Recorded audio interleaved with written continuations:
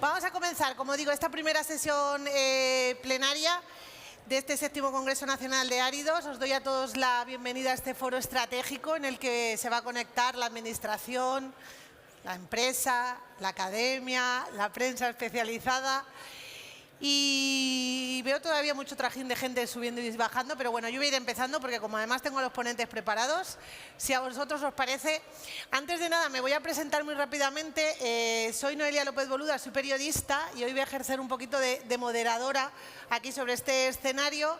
Ya he hablado con muchos de vosotros y les he confesado en Petit Comité que yo no conocía mucho sobre el sector, por no decir prácticamente nada, pero que en las últimas semanas creo que me he puesto un poquito al día y por lo menos he empezado a conocer el gran trabajo que hay detrás y que realizáis en el día a día. Evidentemente no soy una experta como ninguno de vosotros, pero yo creo que cuando me marche de Córdoba el viernes me iré con la lección bien aprendida.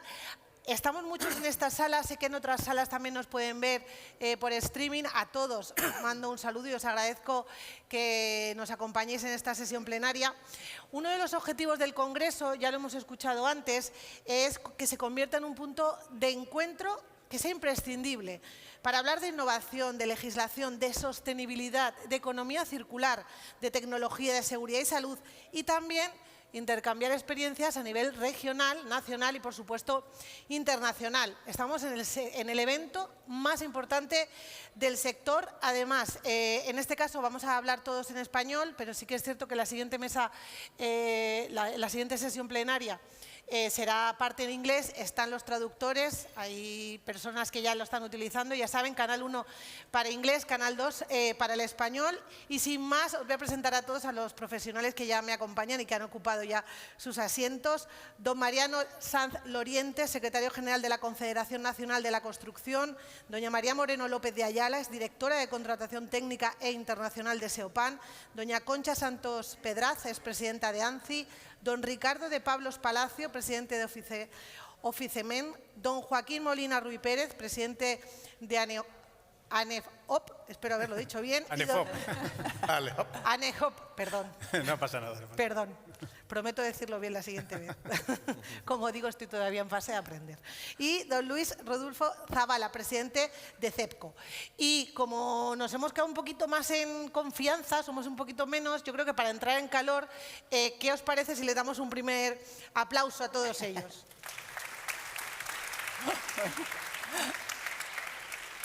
Ha anunciado ya César el nombre de esta sesión, pero la voy a recordar: Perspectivas de la construcción en España. Ellos nos van a aportar su visión experta. Voy a leer unas pequeñas líneas de su currículum.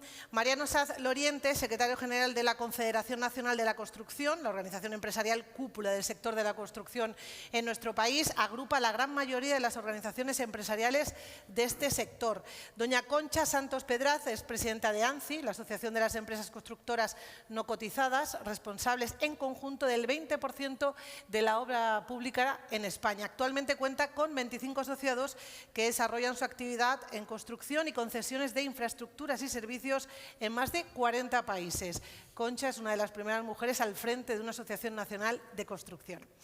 Ricardo de Pablos Palacios, presidente de Oficemen, la agrupación de fabricantes de cemento de España, la patronal industrial más veterana de España, que representa a todas las empresas dedicadas a la producción integral de cemento que tienen fábricas en nuestro país.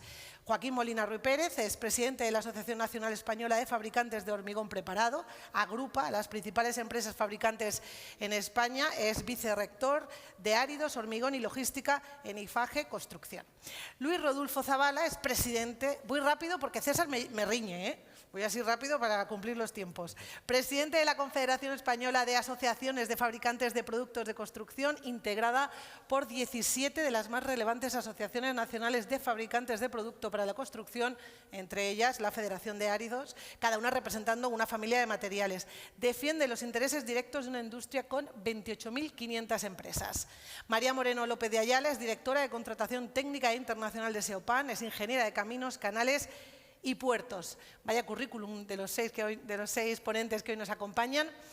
Cada uno de ellos nos va a aportar su propia visión y más o menos les voy a contar a todos ustedes cómo se va a estructurar su ponencia. Van a hablarnos sobre esa evolución reciente y las perspectivas de mercado, van a hablarnos también de las principales oportunidades y amenazas, nos presentarán 2 o 3 propuestas para dinamizar el sector de la construcción y nos contarán además, con 1 minuto de oro al final si quisieran incluir otro tema que ellos consideren relevante.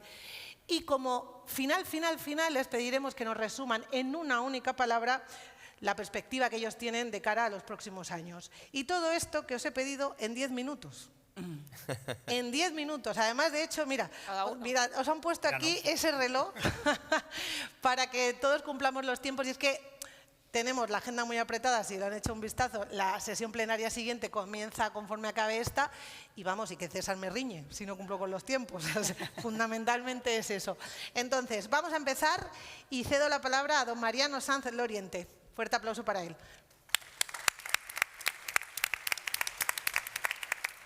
No sé si necesito esto. Bueno, buenos días. Yo nunca digo a todos porque solo faltaría no dar los buenos días a alguien. Por lo tanto, doy por supuesto que es para todos. Quiero empezar primero felicitando a la organización de un evento tan importante y además sintiéndome parte de él. Yo tengo un pasado cantero, estuve unos cuantos años llevando una cantera como director en Baleares y por lo tanto muchas de las cosas que decís aquí las siento como propias porque las he vivido. Pero no voy a ocupar más tiempo.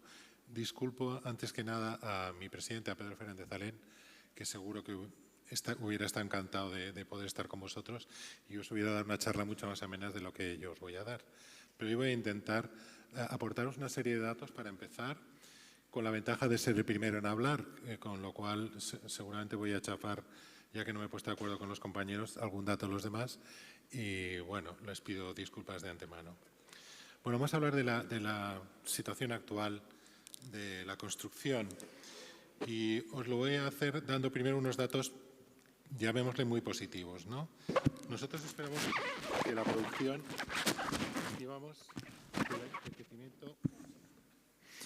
estimamos un crecimiento sectorial este año en el entorno de un 3,5, 4,2, entre un 3,5 y un 4,2%. Eso es positivo. Vemos que, como datos para basarnos, el valor añadido bruto de la construcción a finales de septiembre del 25 había crecido ya un 5,7 respecto al mismo periodo del 2024. Y lo mismo pasaba con la formación bruta de capital fijo del sector, que también se incrementó un 5,7 en este periodo. Otro dato que seguro que podréis cotejar es que el consumo de cemento durante los 9 primeros meses del año se ha incrementado un 5,7 en este periodo. Ese es un dato que siempre es muy significativo.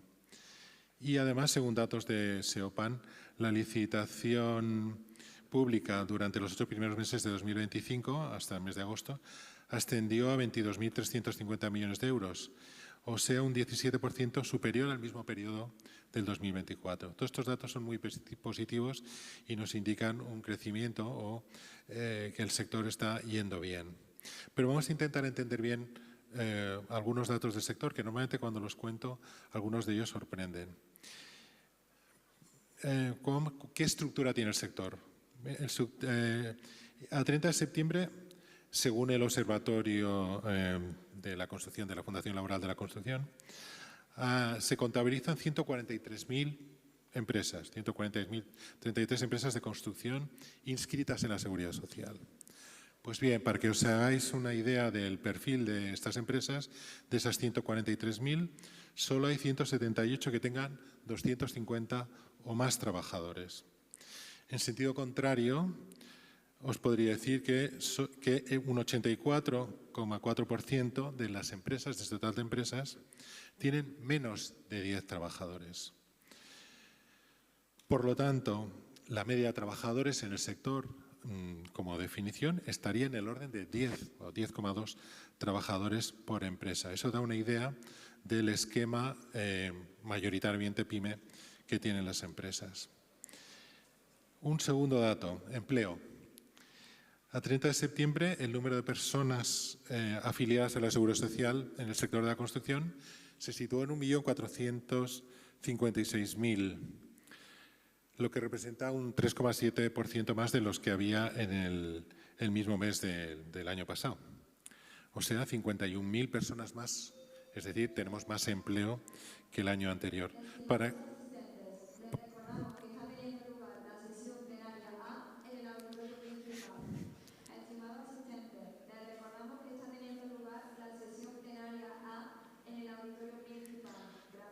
No sé si me cuenta este tiempo, pero en fin. De ese 1.400.000 hay 1.000.000 aproximadamente, 1.036.000 que están en el régimen general y 420.000 autónomos. Datos que a lo mejor os pueden llamar la atención. En ese 1.400.000 hay un 11,5% que son mujeres afiliadas a la Seguridad Social en nuestro sector, o sea, 167.000, lo que supone un crecimiento comparado con el año anterior de un 4,3%. Básicamente, que es lo que quería incidir más, están dedicadas a tareas directivas o técnicas y administrativas. Como dato, menos de 10.000 de ellas trabajan en oficios en obra. Otro dato que dibuja el sector, el número medio de extranjeros afiliados en el mes de agosto, como dato, de 2025 fueron 300.000, 299.748, un 11,5% más que el año anterior. Los extranjeros que trabajan en el sector ya suponen más del 20%, el 20,6% del total de afiliados en la construcción. Y de ellos, el 78% de ellos tienen una nacionalidad no perteneciente a la Unión Europea. Respecto a la edad, que luego hablaremos como gran preocupación que tenemos. Respecto a la edad, solo el 10,65% de los ocupados tienen menos de 30 años. Afortunadamente, este año tenemos 11.000 trabajadores menores de 30 años más que el año pasado, pero fijaros que solo el 10,65%. Y en sentido contrario, el 9,18%, más o menos los mismos, tienen 60 o más años y son 2.100 más que el año pasado. Dato inquietante. En 4 años, desde 2021, el segmento de población ocupada que tiene entre 50 o más años ha aumentado su peso en un 3,2%, pasando desde el 34,8% hasta el 38%. El 38% de los trabajadores del sector tienen más de 50 años. Yo, al controlar el tiempo, como solo voy a poder hablar a este paso de la mano de obra, quería decir varias cosas. Es realmente un problema la escasez de personal. Siempre se dice de personal cualificado. Yo digo que de personal cualificado y no cualificado. Para que tengáis una idea, desde CNS estimamos que si se estuviera ejecutando todo aquello que podría estar en marcha en estos momentos, los fondos Next Generation, completar todos los trabajos de los fondos Next Generation, la vivienda prometida, etcétera, etcétera, se precisaría incorporar en el sector entre 500.000 y 700.000 trabajadores más. Y aún así, aunque consiguiéramos incorporar a todas esas personas, todavía serían menos que los trabajadores que había en 2008. Cuando alguien piensa alguna de las razones por las que el sector tiene problemas en encontrar gente, recordad que en 2008 pasamos del sector de tener 2.450.000 a menos de la mitad. Eso significa que hace 17 años el sector expulsó, dicho de forma, a muchas personas que tuvieron que buscarse otro tipo de trabajo y que por lo tanto no están muy contentos y no quieren volver. La edad de promedio del trabajador de la construcción es muy elevada y hay muy poca incorporación juvenil, pero tenemos que ayudar. Hace tiempo que le estamos dando vuelta. Le decimos que una solución sería la incorporación de mujeres. Con el dato que os he dado, solucionaría una pequeña parte del problema. Hablamos de los jóvenes. Estamos estudiando mucho a ver por qué no se animan los jóvenes para venir. En fin, Pero lo que sí quería contaros es el papel que hace la Fundación Laboral de la Construcción. Sabéis que es un organismo paritario, 50% empresarios, representado por CNC, y 50% las organizaciones sindicales más representativas, UGT y comisiones obreras. Desde ahí estamos formando, sobre todo en temas de prevención de riesgos, estamos formando a más de 100.000 personas cada año, lo cual os da idea del tamaño. Es cierto que tenemos muchos problemas para encontrar alumnos que hagan FP. Eso nos condiciona mucho la incorporación. Pero para que no me quiero ir sin hablar de algo que en estos momentos nos duele. Yo creo que la palabra es nos duele muchísimo a las empresas del sector, y es la siniestralidad. La siniestralidad, pese a que globalmente y pese a todas nuestras acciones que hacemos, ya sea a través de la Fundación, etcétera, etcétera, la siniestralidad, sobre todo las muertes, en este año 2025 se están incrementando respecto a una cifra que ya era inasumible, que eran los 144 que murieron el año pasado. Este año vamos a superar, yo creo, los 160 muertes. Hay que trabajar mucho en esto y en eso nos estamos esforzando y utilizando herramientas como puede ser la formación a través de la Fundación Laboral y otras que estamos poniendo en marcha. Tiene que ser un objetivo clarísimo para nosotros. Desafíos que tenemos, además de la escasez de mano de obra, los costes y la inflación. Yo creo que mis compañeros seguro que se meterán en ello. Bueno, después de la pandemia y con la crisis de Ucrania, sabéis que los costes se dispararon, generando problemas muy importantes a las empresas. Luchamos entonces por una revisión de precios, nos dio una revisión de precios extraordinaria, absolutamente insuficiente. Bueno, ahora parece que se ha superado ese camino, por el camino han caído muchas empresas, muchas obras quedaron desiertas, etcétera, etcétera. Y ahora parece que se estaba más o menos estabilizado desde 2022, pero a partir del segundo semestre de 2024 hemos detectado que hay presiones que afectan de forma intermitente por subidas de elementos tan importantes como es el acero, el cemento, energía, logística, etcétera. Y eso erosiona mucho los márgenes que son muy exiguos de las empresas constructoras y nos obliga a pensar en revisiones de precios. Del resto de temas que tenía planteado, seguro que ya no me dejáis hablar, pero espero que se hable en la mesa de transformación digital, de toda la normativa medioambiental que nos viene, sostenibilidad. Bueno, y la última cosa, recordar que el sector de la construcción es el único que ha conseguido un plan de pensiones sectorial, envidia del resto de los sectores, y que bueno, recoge o intenta ayudar, entre otras muchas cosas más, a los trabajadores a que se animen a venir a nuestro sector. Gracias. Siento si me he pasado.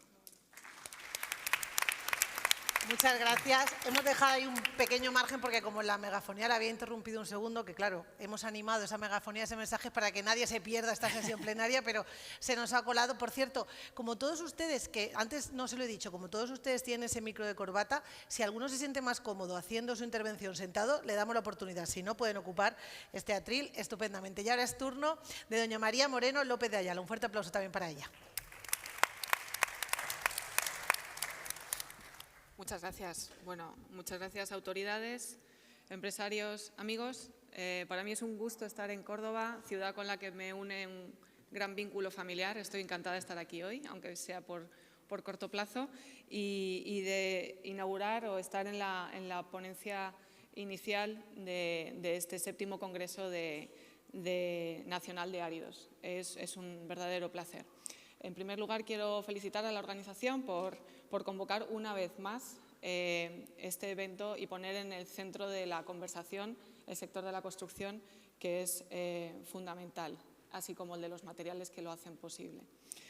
Nos encontramos hoy en día en un momento decisivo, en un momento en el que el sector de la construcción y las infraestructuras están en el núcleo de grandes transformaciones globales. Vivimos una nueva geoestrategia mundial que modifica las relaciones entre países y los intercambios comerciales. nuevas movilidades entre personas, migraciones, cuestiones que hacen que los desplazamientos sean distintos. Una conciencia medioambiental y social que dirige el propósito de las inversiones y también de las organizaciones y las empresas. Y el auge de las tecnologías que florecen para impulsar este sector. Si miramos atrás, venimos de una gran consolidación fiscal con una drástica reducción de la inversión pública con gran impacto directo y negativo en nuestro sector, seguido del efecto de la pandemia, de la guerra de Ucrania, en fin, que os voy a contar que no sepáis. Contenido por una implementación del plan europeo Next Generation que vino a contener ese impacto. En consecuencia, en 2022 la actividad de obra civil española fue un 39% inferior a la que tuvimos en 2009, como indicaba Mariano. Hubo un periodo de caída del sector. Ya en 2024 hubo un crecimiento de la licitación pública nacional de hasta el 10%, impulsada sobre todo por edificación en el ámbito local y autonómico y algo más tímidamente por la obra civil. En temas de contratación pública de obras, también a nivel nacional, en 2024 tuvimos un incremento del 6,4%, también impulsado por la edificación nuevamente en el ámbito autonómico y local y de manera más tímida por el Estado y la obra civil. Y quiero hacer un apunte especial y concreto a la licitación de concesiones de obra pública, que estamos en mínimos históricos. Hubo un pequeño repunte en 2023, pero en 2024 volvimos a caer y Eurescon nos indica que supone solo un 4% del tipo de contratación sobre el total existente. Es algo en lo que debemos trabajar. Aunque percibimos un crecimiento moderado en 2025, como indicaba Mariano, en la inversión pública y también en algunos indicadores como el cemento, el valor añadido bruto, el consumo de materiales, las viviendas visadas, el empleo, no tenemos que olvidar que tenemos todavía varios retos estructurales que debemos afrontar. Describiré solo 3 que se presentan como grandes desafíos, pero son también oportunidades para resolver las grandes cuestiones. Hablaré de inversión, de financiación y de regulación. En primer lugar, la inversión en infraestructuras en España continúa muy por debajo de la media europea. Según la Comisión Europea, nuestro país seguirá en la última posición del ranking inversor en 2025-2026, con solo 2.300 euros por kilómetro cuadrado y millón de habitantes, mientras que Italia invertirá un 52% más, Alemania un 50% más y Francia un 24% más. Sabemos que España ostenta una posición destacada en determinadas infraestructuras. Sin embargo, tiene un importante déficit de inversión pública acumulado durante la década pasada. Un reciente informe, elaborado junto con SENER, identifica la necesidad de invertir hasta 349.000 millones de euros en proyectos prioritarios de transporte, agua, medio ambiente y energía. En actuaciones planificadas de transporte, agua y energía se han identificado 157.000 millones de euros, mientras que se plantea una inversión para modernización de la infraestructura ya existente de hasta 114.000 millones de euros. El resto, 78.000 millones de euros, sugerimos realizar actuaciones innovadoras siguiendo el ejemplo de nuestros grandes países vecinos. En particular, hay que prestar especial atención a las actuaciones en materia de aguas para poder atender a las demandas actuales y también cubrir los efectos devastadores de los fenómenos climáticos, cuestión que abordaremos en las próximas semanas desde SEOPAN y prestando especial atención a las cuencas mediterráneas. En segundo lugar, consideramos prioritario llevar a cabo diversos cambios regulatorios para mejorar el sistema de contratación y hacer viables estas inversiones que mencionábamos. Por una parte, el continuado incremento de precios de materiales al que se refería también CNC, la mano de obra y de energía, hace imprescindible restablecer la obligatoriedad del procedimiento de revisión de precios en los pliegos que fue eliminado en 2015 en la Ley de Desindexación y incorporar también la revisión de la mano de obra. Asimismo, se precisa una adecuación de los gastos generales y los costes indirectos al mercado. Por otra parte, en tema regulatorio, consideramos necesario actualizar el sistema de clasificación de contratistas, que es ineficiente en la actualidad porque es muy antiguo. Adicionalmente, impulsar los modelos de contratación colaborativos utilizados recurrentemente en contratación internacional que garantizan la eficiente ejecución de la obra y el cumplimiento de presupuestos y plazos. En tercer lugar, después de hablar de inversión y de regulación, la financiación es, sin duda, el gran desafío de estos tiempos. Puertos y aeropuertos cuentan con modelos de autofinanciación consolidados. El ferrocarril lo hace también de manera parcial. Sin embargo, las carreteras, que soportan el 84% del transporte de pasajeros y el 96% del transporte de mercancías, carecen todavía de un modelo estable que garantice su mantenimiento y su reposición. El déficit anual en inversiones en conservación de carreteras de las administraciones públicas se acumula desde el inicio de la consolidación fiscal en 2010 a razón de 2.000 millones de euros cada año. Es, por tanto, crucial que España armonice su modelo de gestión y financiación viaria con el de la Unión Europea, donde el 74% de la red de autopistas europeas, con 86.000 kilómetros, es financiado por el usuario, mientras España concentra el 69% de las autovías libres europeas y adolece de escasos recursos para la creación, modernización y gestión de las carreteras. Es imprescindible, por tanto, abrir un debate sereno, técnico y político sobre la colaboración público-privada. En España, los contratos concesionales, como decía antes, suponen el 4% solo de los contratos totales, mientras que en la Unión Europea es el 12%. En este sentido, es imprescindible revisar la ley de desindexación y establecer un marco que permita aprovechar el enorme potencial de nuestro tejido empresarial, que es un referente internacional en construcción y en gestión de infraestructuras. Para todo lo anterior, encontramos todavía grandes oportunidades, impulsos europeos que con los informes de Draghi y Letta identifican a las infraestructuras como palanca estratégica de la recuperación europea. La apuesta por la red transeuropea de infraestructuras para la defensa, las iniciativas en materia de transición ecológica y de resiliencia del agua, la ley de movilidad. Como sabemos, invertir en infraestructuras, lejos de ser un gasto, es una palanca de crecimiento. Según un reciente informe de PwC, cada millón de euros invertidos en obra civil genera 780.000 euros en PIB, crea 11,6 empleos a tiempo completo y retorna 260.000 euros en recaudación fiscal.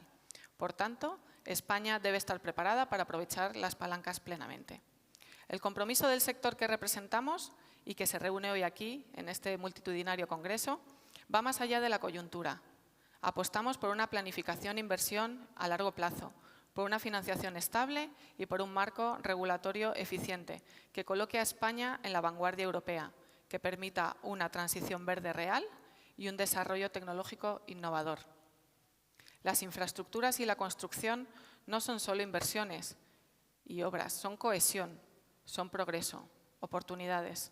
Son lo que las personas necesitamos para vivir. Son servicio a la sociedad, son bienestar.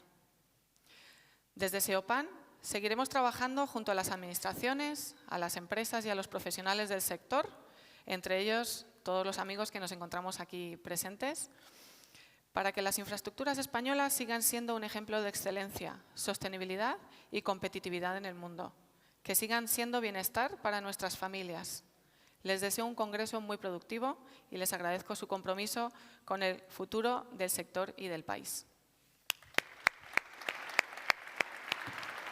Muchas gracias. Y le han sobrado 20 segundos. Muchas gracias. Es el turno de doña Concha Santos Pedraz. También un fuerte aplauso para ella.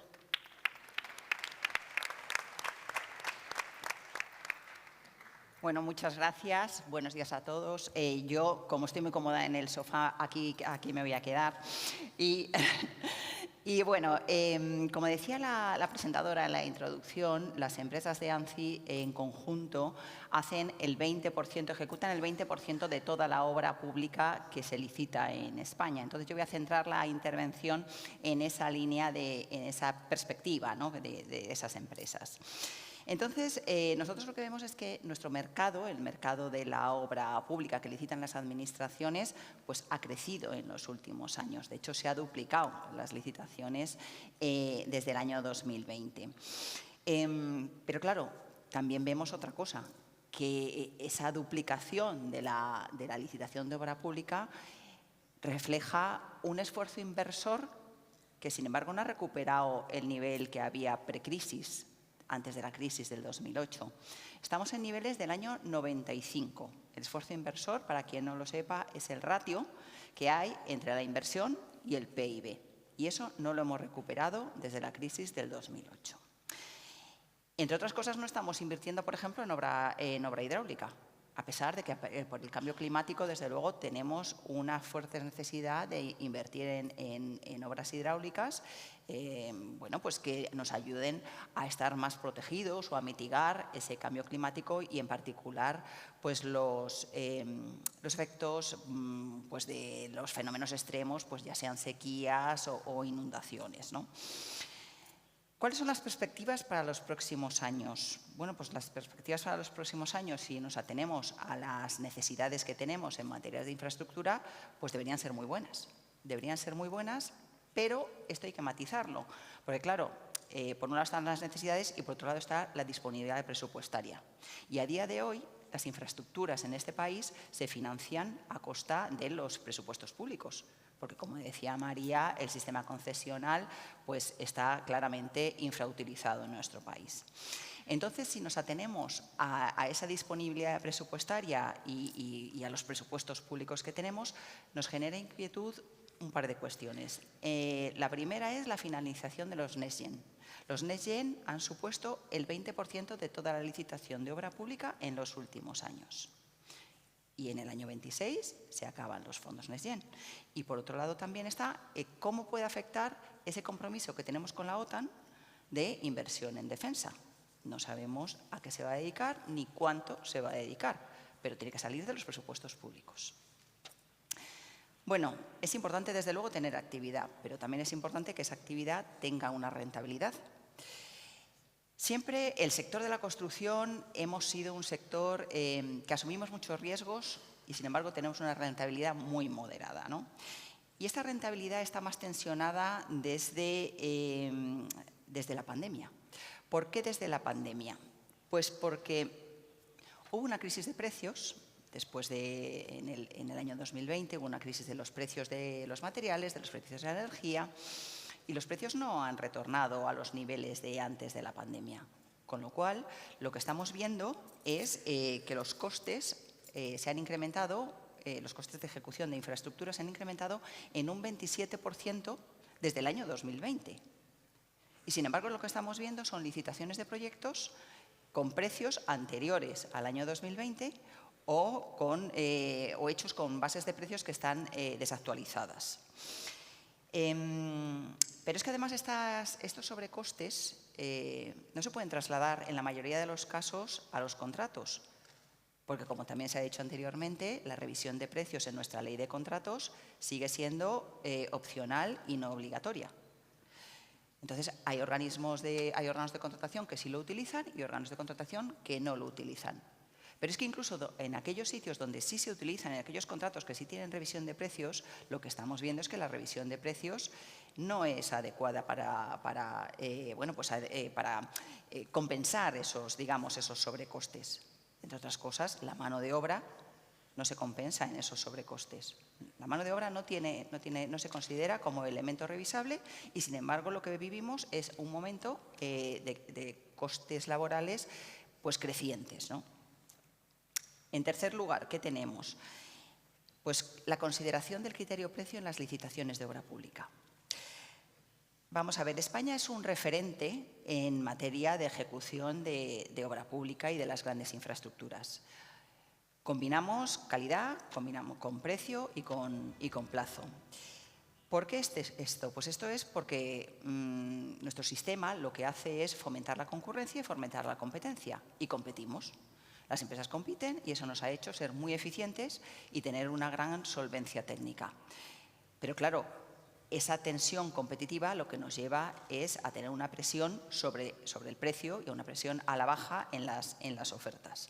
¿Hasta dónde podemos llevar esta tensión competitiva?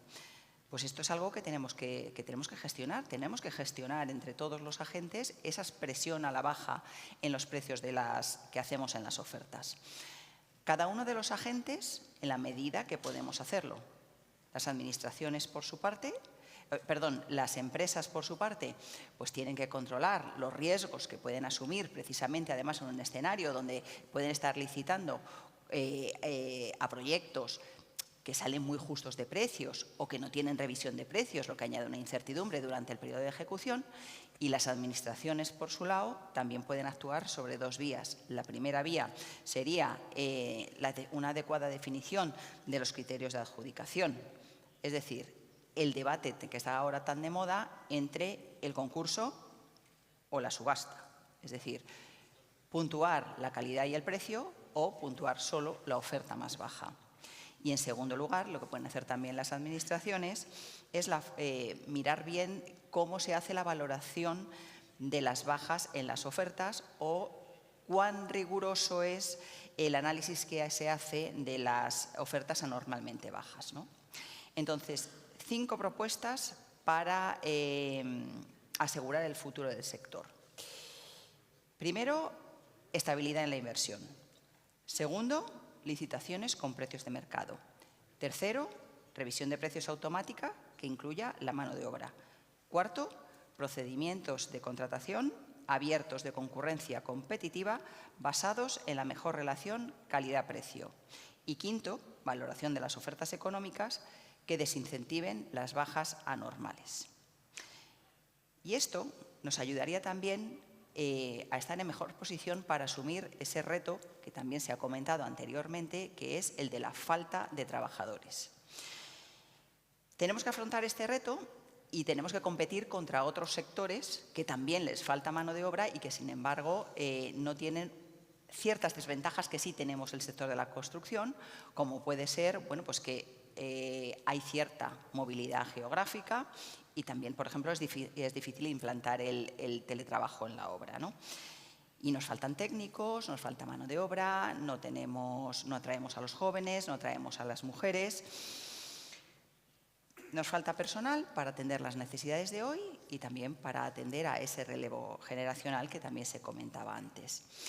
Y solo podremos acreditar que somos un sector atractivo al que los trabajadores quieran venir a trabajar, si somos un sector pues que tenemos una actividad estable a lo largo del tiempo, si tenemos una actividad rentable y, por tanto, tenemos unas empresas que pueden invertir en sostenibilidad, en digitalización, en innovación, en tecnología, en formación, si esas empresas pueden ofrecer planes de carrera a los trabajadores y salarios competitivos. Solo en ese momento estaremos en condiciones de atraer y retener talento. En resumen, me voy a saltar el minuto de oro, lo junto con la palabra que me habías pedido y lo hago un poco más largo. El futuro del sector pasa por tener estabilidad, por tener competencia y por tener rentabilidad. Y me ha sobrado 1 minuto y 5 segundos. Perfectamente. Gracias. Un minuto que nos va a venir fenomenal para seguir con los plazos. Muchas gracias, presidenta de ANCI. Y continuamos ahora con Ricardo de Pablos Palacio, que también ocupa el atril o lo puede hacer desde el asiento. Ocupa el atril. Un fuerte aplauso también para él. De previsión de consumo que da Oficemen hablan de un crecimiento del 9,7% con respecto al año pasado. Y la estimación para el conjunto del año está por encima del 8%. Eso nos pondría en un nivel de 16 millones de toneladas al final de año si se cumplen las previsiones. El dato puede parecer muy importante y estamos muy contentos con él, pero me gustaría un poco ponerlo en contexto de España en general. España es un país, como sabéis, de 50 millones de habitantes, que está creciendo cada año 500.000 de personas al año, 80% son inmigrantes, y que recibe cerca de 100 millones de turistas, que sabéis que tiene un impacto muy importante en la inversión en infraestructuras. Nuestra estimación del volumen que debería tener España en función de esta configuración es del entorno de 20 millones de toneladas. Y por poner un dato en contexto, 2011, en el centro de la crisis, ¿os acordáis? Que empezó en el año 2008. El consumo en aquella época era superior a 20 millones de toneladas. En los últimos 40 años, quitando los años del boom de la construcción, estamos por encima de los 20 millones de toneladas. O sea, el dato de los 20 millones es un dato real, contrastado y que es el que deberíamos de aspirar en función de nuestra configuración como país. Pero lo dicho, estamos muy contentos con el dato que tenemos este año. No queremos decir otra cosa. Un dato que estamos un poco menos contentos, el dato del comercio exterior. ¿Qué no está pasando en el comercio exterior? Bueno, históricamente un poco por hacer, digamos, un poco de retrospección, en los últimos 30 años, yo diría, España y Alemania siempre tradicionalmente han estado compitiendo por el liderazgo de las exportaciones en Europa, exportaciones de cemento. Esto ha sido así, y un año era Alemania, otro España. España ha sido casi siempre, pero Alemania también ha tenido sus años buenos. Desde el año 2016, ¿qué estamos viendo? Pues estamos viendo un deterioro progresivo de nuestra competitividad en el sector internacional. Las exportaciones desde el año 2016 han caído más de un 50%. Y en cambio las importaciones se han multiplicado por 4. En este año 2025 la tendencia es similar. Las exportaciones han caído un 6% y las importaciones han crecido un 12%. Entonces, este dato me sirve un poco para enlazar con el siguiente punto que os quería comentar, que es la necesidad que tenemos de un mecanismo de ajuste en frontera por carbono. ¿En qué consiste esto? Por simplificar. Consiste básicamente en un medio, en un mecanismo, como he comentado, para equilibrar las reglas del juego entre las demandas que se le hace a los fabricantes nacionales y a la importación, que básicamente es la cuenca del Mediterráneo, que tienen, digamos, legislaciones medioambientales más laxas. Entonces, este mecanismo lo que trata es de equilibrar las reglas del juego y va a entrar en funcionamiento el 1 de enero del año 2026, o sea, en 2 meses. Un poco por ubicar la evolución que han tenido. Hemos hablado de Europa. Según datos de la patronal del cemento en Europa, que ahora se llama Cement Europe, antiguamente era Cembureau, seguro que os suena más. En el año 2024 fue el primer año de la historia en que las importaciones de cemento superaron las exportaciones. O sea, realmente el dato es importante y por eso es fundamental el tener un terreno de juego en el cual las reglas sean las mismas para todos. Y esto es el mecanismo de ajuste en frontera o CBAM. Entonces, dentro de este mecanismo que estamos también trabajando ahora, pues estamos trabajando para que, digamos, se le dé una solución también a las exportaciones, para que no siga, digamos, deteriorándose la competitividad de las mismas. Me gustaría hablar un poco de oportunidades, de dónde estamos y qué aspiramos. Y antes de ello me gustaría un poco hablaros del contexto. El consumo de cemento en España, que hemos hablado de que este año aspiramos a que esté por encima del 8%, básicamente se divide en un 60% es en la edificación y un 40% en la obra civil. De ese 60% en la edificación, 2/3 partes van a la edificación residencial y una 1/3 parte es edificación no residencial. Estos son medias, pero los números suelen cuadrar bastante. ¿Dónde estamos para este consumo que estamos hablando? Pues estamos hablando en este año que esperamos que el número de viviendas iniciadas sea de 135.000 viviendas. Es un número importante, venimos de un número bastante inferior el año pasado. En cuanto a la edificación no residencial, se ha, digamos, cambiado la tendencia a la baja que venía en los últimos años, desde más o menos mediados del año pasado, y este año aspiramos a que se hagan 6,4 millones de metros cuadrados de visados. Y en los datos de infraestructura, es difícil a veces tener este dato. El número que nosotros estamos manejando es de que la inversión en 2025 en infraestructuras será de 13.300 millones de euros. ¿Qué está pasando a la vivienda? Que todo el mundo ahora lo oiréis, se ha convertido en un tema casi de telediario, que sale muchísimo. Pues lo que está ocurriendo básicamente desde nuestro análisis es que desde el año 2021 se está produciendo un desajuste muy importante entre oferta y demanda, que está afectando sobre todo a los jóvenes y a otros colectivos más vulnerables. Si veis el último barómetro del CIS, que ha salido ahora en octubre, lo que dicen básicamente que la principal preocupación de los españoles, un 37%, es la vivienda, seguido de la inmigración y del paro. Entonces, nosotros hemos estado mirando y según Funcas, un estudio que ha hecho recientemente, harían falta para, digamos, cerrar este desajuste unas 200.000 viviendas al año durante los próximos 10 años para cerrar ese ajuste en función de la evolución esperada. Esta es una oportunidad muy importante para el sector, realmente, de cumplirse estos números. ¿Por qué aumenta la vivienda? La demanda de vivienda. Bueno, yo creo que son cosas que todo el mundo conocemos. Hemos hablado antes de los flujos migratorios. España está creciendo 500.000 de habitantes cada año. El 80% vienen de fuera de España. Cada vez se necesitan hogares más pequeños y la gente vive cada vez más en las ciudades. Eso es un hecho no solo en España, sino pasa en el mundo. ¿Qué haría falta? Pues hay que liberalizar más suelo, hace falta más suelo, hacen falta reducir las trabas administrativas para que se genere suelo mucho antes y hace falta también mano de obra, como ha comentado, digamos, nuestro compañero Mariano. Me gustaría hablar ahora de un tema que ya se ha comentado, pero que considerado muy relevante, que es la descarbonización del sector. Como sabéis, el sector cementero es un sector que es una gran fuente de emisión de CO2 y eso nos ha hecho que desde hace más de 10 años estemos con muchísima iniciativa para poder, digamos, hacer actuaciones que reduzcan nuestra huella de carbono. Fuimos el primer sector, hace 10 años, el primer sector industrial que hizo una hoja de ruta de descarbonización en el cual nos poníamos objetivos concretos para el 2030 y 2050. En este año 2025 hemos actualizado nuestra hoja de ruta y es la primera vez y es el primer sector industrial que ha estado certificado por AENOR, esta hoja de ruta con compromisos todavía más ambiciosos de los que habíamos presentado anteriormente. ¿Cuáles son las novedades de esta hoja de ruta? En primer lugar, en 2030 aumentamos nuestra ambición. El sector quiere reducir un 42% sus emisiones.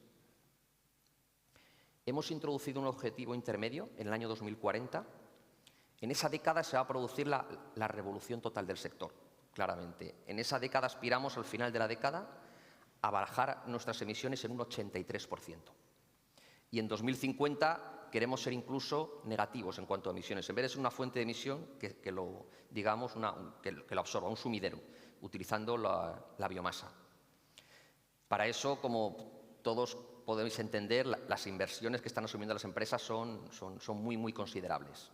Y es muy importante, obviamente, que tengamos un buen diálogo y apoyo tanto con los agentes privados como los agentes públicos. Quiero terminar mi intervención. Me ha pedido César que resuma en una palabra las perspectivas que vemos para los próximos años. Abusando de tu generosidad, voy a utilizar dos. Yo diría moderado optimismo. Muchas gracias. Muchas gracias, Ricardo. Pues, sin esperar nada, cedemos la palabra a Joaquín Molina Ruiz Pérez. Un fuerte aplauso también para él.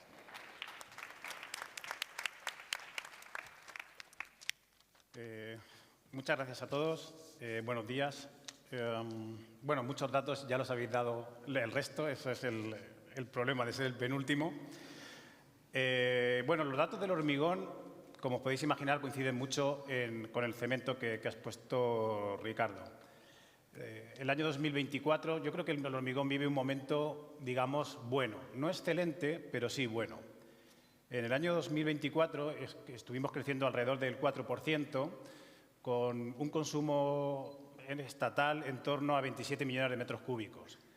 Este año 2025, el primer semestre, estamos creciendo también alrededor del 4%, a pesar de las lluvias de marzo y abril, que estuvieron casi tres semanas de lluvias intensas, que eso siempre afecta al consumo. Y a pesar también de que dos gigantes como la Comunidad de Madrid y Cataluña están creciendo muy por debajo de la media. Pues a pesar de eso, el primer semestre crecimos al ritmo del 4%, lo que apunta que 2025 acabaremos con un consumo estatal por encima de 28 millones de metros cúbicos. El segundo semestre, como bien ha dicho Ricardo, estos dos gigantes de los que hablaba antes, Cataluña y Madrid, están despertando, están aumentando mucho el consumo y eso hace que la perspectiva para 2026 sea realmente positiva. Creemos que 2025 acabará por encima de los 28 millones de metros cúbicos y 2026 crecerá también a un ritmo superior al 5% y seguramente alcancemos los 30 millones de metros cúbicos. Claro, con estos datos todos podemos pensar que vivimos un momento pues, excelente, ¿no? Pero hay que ponerlo en perspectiva. En el año 2007, todo para que nos hagamos una idea, el año 2007 fue el año de mayor consumo nacional. Se consumieron 100 millones de metros cúbicos en España. Claro, si 2025 es un buen año y estamos en 28, estamos hablando de que es un 72% menos que en el año 2007. El año 2007 no va a volver, todos somos conscientes de lo que significó aquel boom de la construcción y cómo acabó en 2008 con la explosión de la burbuja inmobiliaria. Con lo cual esos datos quizás no sean los válidos para compararnos. Los datos deberían ser los consumos medios que hay en la Unión Europea, los 27 países de la Unión Europea per cápita. El consumo medio per cápita en la Unión Europea está en torno a 0,7-0,8 metros cúbicos por persona. En España estamos ahora mismo en 0,55. Y ese debería ser nuestro objetivo natural, alcanzar la media europea que, por ejemplo, tienen Portugal e Italia, que son países parecidos al nuestro. Si alcanzamos esa media en los próximos años, que sería bastante razonable, estamos hablando de un crecimiento potencial entre el 30 y el 40%, que nos llevaría en torno a los 40 millones de metros cúbicos de consumo nacional, que coinciden con esa expectativa del cemento de 20 millones de toneladas. Ese crecimiento, lógicamente, es un desafío para el cual tenemos ciertas cosas que, bueno, pues que tenemos que afrontar. Se ha hablado también por parte de los compañeros de la mano de obra. Nos falta mano de obra. Es escaso, tanto conductores y mano de obra en general, tanto cualificada como no tanto. Los jóvenes no los atraemos, es una realidad. Tampoco el género femenino le atrae el sector. Y en algún momento habrá que afrontar quizás cambios en los convenios y ser valientes y quizás trabajar un convenio con jornada intensiva, jornadas laborales intensivas que atraigan a la gente joven y al sector femenino para poder conciliar y tener una mejor calidad de vida. Evidentemente el hormigón no puede afrontar ese cambio sin el resto de sectores, como pueden ser nuestros clientes, la construcción, como puedan ser el cemento y el árido, ¿no? Tiene que ser un cambio integral de todos los convenios. Otro de los problemas que afrontamos es el transporte. Faltan camiones y faltan transporte y es un problema real que tenemos también que afrontar. Desde ANEFOP, por ejemplo, estamos intentando traer conductores de países latinoamericanos para poder afrontar esa falta de conductores que tenemos. Hay oportunidades para poder afrontar todo esto, como la digitalización. La digitalización del sector y el uso de la inteligencia artificial aumentará la productividad, disminuirá nuestros costes de producción y, evidentemente, optimizará el transporte y la cantidad de recursos que serán necesarios. Es también una oportunidad el árido reciclado, el uso de agua reciclada, las emisiones que tiene el hormigón actualmente, que como bien ha comentado Ricardo, se han reducido de manera muy importante. De hecho, nosotros como sector hace 3 años publicamos la DAP sectorial y en solo 3 años se nos ha quedado obsoleta porque las emisiones actualmente son significativamente inferiores a las que se publicaron hace 3 años. El hormigón, en este sentido, tiene que mejorar la comunicación a la sociedad. El hormigón es un producto muy sostenible en comparación con productos alternativos. Todos sabemos que el hormigón en una infraestructura tiene una vida útil en torno a 100 años y en las viviendas una vida útil, una vida superior a 50 años. Claro, si medimos las emisiones del producto en 100 y 50 años, lógicamente no son significativas. Si a eso le añadimos la reducción significativa que estamos haciendo en los últimos 3 años del CO2 y que seguimos trabajando junto con el cemento para que eso siga siendo así, pues realmente es un producto que resulta muy sostenible para la construcción. Hay amenazas, en mi opinión, en la opinión de ANEFOP, que hacen que el sector quizás no crezca al ritmo esperado, ¿no? La principal es la inestabilidad política. La inestabilidad política, por llamarlo de alguna manera, no sé si es inestabilidad, pero la discusión política es estéril. O sea, ver los debates del Congreso resulta cuanto menos, es algo, lo que está pasando es increíble, ¿no? Es una discusión política cortoplacista y a nosotros, como sector, os podéis imaginar que el corto plazo no nos vale, porque lo que nosotros tenemos que afrontar son planes a largo plazo, planes de infraestructura, energéticas y civiles, planes de formación, planes de viviendas, planes de lucha contra la despoblación. Hablaban del reto demográfico. Para afrontar la despoblación de los territorios que se están despoblando se necesitan infraestructuras, se necesitan viviendas, se necesita crear empleo ahí a través de fomento de la industria, de incentivar la industria en las poblaciones que están perdiendo ciudadanos. Y claro, todo eso son planes a largo plazo, trascienden una legislatura. En una legislatura no se puede afrontar todos esos retos. Claro, hoy el contexto político que hay no parece viable que haya un consenso de pactos de Estado para que todos estos planes a largo plazo se puedan desarrollar, ¿no? Y eso pues realmente es preocupante. Hay un punto de vista, hay una cuestión también en el sector del hormigón positiva, que difiere un poco de los datos que daba Concha, y es la rentabilidad. Nuestro modelo, afortunadamente, el modelo de gestión del sector del hormigón está cambiando. Como decía, los volúmenes del año 2007 de 100 millones de metros cúbicos no van a volver. Y la guerra de Ucrania, los costes energéticos y de combustible que hubo significar un cambio de paradigma en nuestro sector. Automáticamente, los incrementos de los precios de materias primas, de la energía y del combustible hicieron que irremediablemente tuviéramos que subir los precios del hormigón.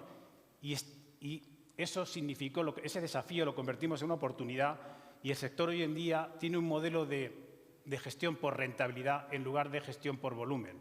Eso es un cambio paradigmático que tenemos que consolidar. Las empresas, como decía Concha, tienen que ser rentables. No podemos afrontar inversiones de sostenibilidad, inversiones en innovación, inversiones en digitalización, que son tan necesarias. No podemos afrontar el cambio de camiones, de flota de maquinaria. No podemos subir los salarios si no tenemos rentabilidad. La rentabilidad es necesaria en las empresas. La rentabilidad es lo que hace que tengamos futuro. Y la rentabilidad significa progreso de la sociedad. Sin rentabilidad no hay ni progreso ni hay futuro. Eso, afortunadamente, el hormigón está cambiando y últimamente está fortaleciéndose el sector y está siendo saneado después de la crisis de 2008. Desafortunadamente, esta mejora que ha habido en la rentabilidad no viene acompañada de nuestro talón de Aquiles. Nuestro talón de Aquiles, por el que llevamos décadas luchando y no conseguimos vencer, que es el cumplimiento de la ley de morosidad, el cumplimiento de los plazos de pago. No somos capaces de entender cómo la ley establece 60 días de plazo máximo de pago y estamos todavía hoy recibiendo pagos a 180, 210 y hasta 240 días. Lo que eso supone en coste de financiación, financiar 200 y 240 días y 210, y lo que supone también en riesgo en caso de impago por la deuda acumulada en un plazo de tiempo tan largo. Por eso, y además nuestros clientes, se da la circunstancia de que si vais a las páginas web de ellos, en la responsabilidad social corporativa hablan del cumplimiento de la ley, del cumplimiento de las leyes, con lo cual no debería ser difícil que nuestro sector exigiera el cumplimiento de la ley. Y para terminar, que me quedan 8 segundos, vemos un futuro apasionante, un futuro lleno de desafíos que sin duda convertiremos en oportunidades. Muchas gracias. Qué maravilla, el cumplimiento del timing, os lo agradezco muchísimo. Y ya por último vamos a cerrar esta sesión plenaria con las palabras de Luis Rodolfo Zavala. Un fuerte aplauso para él también.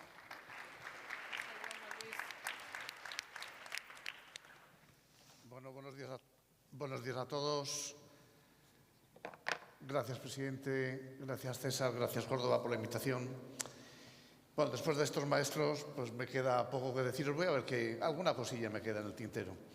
No mencionaré datos alguno del pasado, pero quiero recordaros uno. Se ha hablado de empleo. Nosotros en nuestro informe de coyuntura mensual citamos desde 2008 nuestras cifras de empleo, que por cierto, Mariano, no consigo que incorporéis al sector de construcción, que también somos, y por tanto, aun no siendo cena de construcción, ahora mismo hay 350.000 personas de la industria de materiales de construcción que aportan PIB al país y a la industria de España. Pero el dato que quería dar es que en 2008 Si ahora somos 350.000, en 2008 éramos 300.000 más. 300.000 más de 20 años de permanencia media en la empresa, 300.000 más con formación y cualificación profesional adecuada para lo que es la industria y con una rotación francamente baja. Eso se perdió y durante unos 15 años pensamos que lo habíamos perdido de por vida. A partir del 22-23 empezamos a notar pequeños crecimientos y esperamos que se mantengan. Y, por cierto, aportamos el 20% de empleo femenino con toda normalidad, con incorporación de técnicos, de profesionales de la universidad, sin universidad, con educación superior, tanto hombres como mujeres, con total normalidad. Las cifras son las que son. Las previsiones a futuro hablan tanto el Banco de España como Funcas, 2,5, 2,9 en el 26 y en el 27. César me preguntaba, me lleva 3 años preguntando mis previsiones y yo desde hace 3 años le digo, estamos en la tormenta perfecta, pero en la buena. Estamos con unos presupuestos expansivos, cuando teníamos presupuestos. Teníamos un permiso concedido a las corporaciones locales por primera vez en España para gastarse los superávit de gestión en las corporaciones locales y podían aplicarlo a obra pública y, por supuesto, los fondos europeos. Las cifras 2023-24 han sido razonablemente buenas. Ricardo nos decía, bueno, pues un cierto optimismo. Lo que yo no he detectado es euforia en el sector. Debíamos estar en una situación mejor de la que estamos y no estamos. Y eso tiene determinadas causas a las que luego me referiré. Pero sí es cierto, como decía Joaquín, una cosa es facturar una cantidad de dinero y otra cosa es que eso tenga rentabilidad. Os pongo un ejemplo. 2024, el sector facturaba 57.000 millones en residencial nueva, 31.000 en residencial rehabilitación, 31.000 más en no residencial nueva, 20.000 más en no residencial rehabilitación y 37.000 más en obra civil. Un total de 177.000 millones de euros. Y parecemos que seguimos siendo el sector que tiene que pedir perdón por algo. Y nos parece que debía haber una conciencia pública y política más potente a la hora de facilitar que este sector pueda darle al país todo lo que le puede dar. Oportunidades. Oportunidades nos señala el Banco de España que los saldos medios de las administraciones públicas están creciendo por mayor ingreso impositivo y que, por tanto, podrán aplicarlo a los gastos que consideren importantes, ¿no? Un dato que hemos pedido, una iniciativa que hemos pedido bastante tiempo y que la aprobó el Parlamento Europeo en junio y que la Comisión Europea lo saca en septiembre, y es cierta prórroga en la consideración de los fondos europeos. Por lo menos en algunas partidas de edificación valdrá con haber licitado y adjudicado antes del 1 de agosto del 26 y se podrá ejecutar después. Bueno, esto ya nos salva bastante.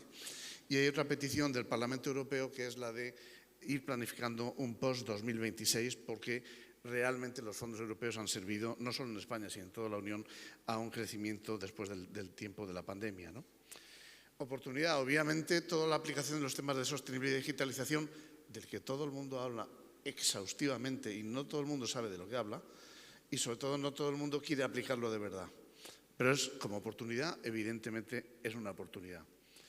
Por supuesto, son oportunidades el PERTE de vivienda, el Plan Estatal de Vivienda, el nuevo Plan de Reforma y Rehabilitación de Vivienda. Son elementos que están ahí y que nos permitirán ver cómo avanzan. En la sesión inaugural, nuestro director general de Minas de Andalucía, Jesús Portillo, nos decía, ¿y qué quiere la sociedad? Pues esa es la pregunta clave. Pues yo entiendo que, y pensando como ciudadano, no ya como representante empresarial, pues lo que quieren es acudir a cualquier tipo de obra, sea de residencial, no residencial, obra pública, infraestructura, y que aquello esté bien hecho, en su tiempo, en forma, en plazo, en precio, en calidad, en sostenibilidad, en descarbonización, suma y sigue, que esté bien hecho. Y ahí empiezan las amenazas. Vigilancia de mercado. Se aprobó a finales del año pasado el nuevo reglamento del producto de construcción. Nadie nos garantiza que en el mercado no se sigan incorporando productos que no cumplan la legislación vigente de la Unión Europea y, por tanto, de España. Es un elemento difícil. Otra amenaza, el Banco de España, en el informe de septiembre del 25, ya nos dice que el mercado de futuros de energía eléctrica marcará un repunte en el primer trimestre del 26, con el impacto que eso tiene tan dañino en toda nuestra industria. El tema de la implementación de sostenibilidad y digitalización que hacía referencia antes, os daré una muestra. Mirad, veo que nos acompaña gente de AENOR. De 110.000 certificados de producto que tiene emitidos AENOR, que es la principal certificadora de España, 75.000 son productos de construcción. Tienen otro certificado, certificado de edificio sostenible. De estos, ¿cuántos tenemos? 10. El total del mercado en España son 350.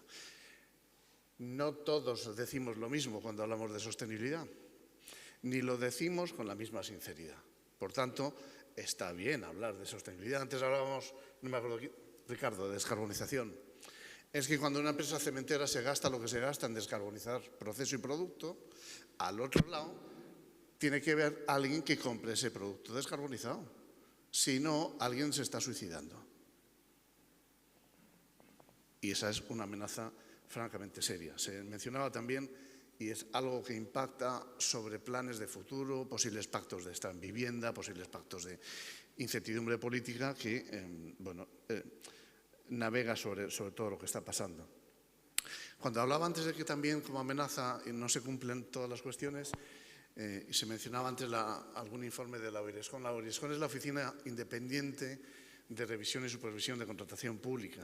Depende del Ministerio de Hacienda, pero tiene el objetivo de analizar qué ocurre en la contratación pública. Bien, semejante oficina, en uno de sus últimos informes, el 34% de la contratación pública le es opaca. Informe de la OIRESCON. Sí, o sea, imaginaos, yo para acceder a ver si cumplen con las calidades de producto, la sostenibilidad, la digitalización, no, es que la OIRESCON, Ministerio de Hacienda, el 34% le es opaco. Bien, son cuestiones que evidentemente hay que mejorar. Propuestas para el sector. Pues sí, efectivamente, estamos con el tema de vivienda. El implementar una ley del suelo que estaba pactada, que la originó un grupo político, que la presentó el otro y que al final no se aprobó en el Congreso, pues que alguien nos lo explique. Pero obviamente, sin posibilidad de generar suelo rápido en los entornos donde hace falta, pues es difícil ir resolviendo el tema de vivienda. En mano de obra, pues sí, efectivamente, existe el problema. Tiene que haber mayor profesionalización, hay que ofrecerle a los chavales carreras profesionales y en el caso concreto de nuestras industrias, muchos de nuestros sectores hacen mucha formación en instalador de producto. Eso debía hacerse obligatorio, porque si no, estamos en tiempos históricos donde el primero que pasaba por la calle se le cogía para hacer según qué cosa o según qué instalación. Yo no me jugaría mi instalación eléctrica, la de mi casa por lo menos, al primero que pasara por la calle. Tenemos que hacer esfuerzos en mejorar la carrera profesional de nuestro sector. Obviamente, todo el tema de infraestructuras, pero eso requiere capacidad presupuestaria y pacto de Estado, sobre todo infraestructuras. Si decimos agua y energía, hablamos de agua, que necesitamos una barbaridad. En 1/3 de la capacidad hídrica de España se pierde en conducción. 1/3. Oiga, algo se puede hacer en infraestructuras para mejorar. Y si hablamos de energía, ¿para qué hablar del apagón de abril? Bueno, se pueden hacer muchas cuestiones en infraestructura de energía y sobre todo de almacenamiento. Y por último, como oportunidad del sector, mencionar pues el certificado de edificio sostenible que decía antes de AENOR y también la norma que está emitiendo UNE, que está trabajando UNE en cuanto a construcción industrializada. Termino con un minuto de oro. Tenemos un sector de construcción maravilloso y ciñéndome más a lo que conozco más, que es nuestra industria de materiales de construcción, espectacular. Tenemos una capacidad de cumplimiento, y esta sí, en calidad, seguridad industrial, medio ambiente, sostenibilidad y digitalización, demostrada. Y demostrada no porque lo digamos, demostrada por terceros. Es un sector maravilloso, grandes expectativas y, por tanto, titular que me pedías. El horizonte es bueno, pero la incertidumbre es mucha. Nada más. Muchas gracias. Pues nos vamos a quedar con ese titular. Muchas gracias a los 6 por haber compartido un poco vuestras sensaciones, vuestras experiencias y sobre todo los anhelos para el sector. Vamos a poner punto final a esta primera sesión plenaria con una foto de familia para guardarla de recuerdo en este 7º congreso, y a todos los que están, mientras se colocan los ponentes, dar un paso más para adelante, yo creo que se os va a ver mejor. Vamos a comenzar seguido, muy rapidito, en la segunda sesión plenaria para que nadie se despiste.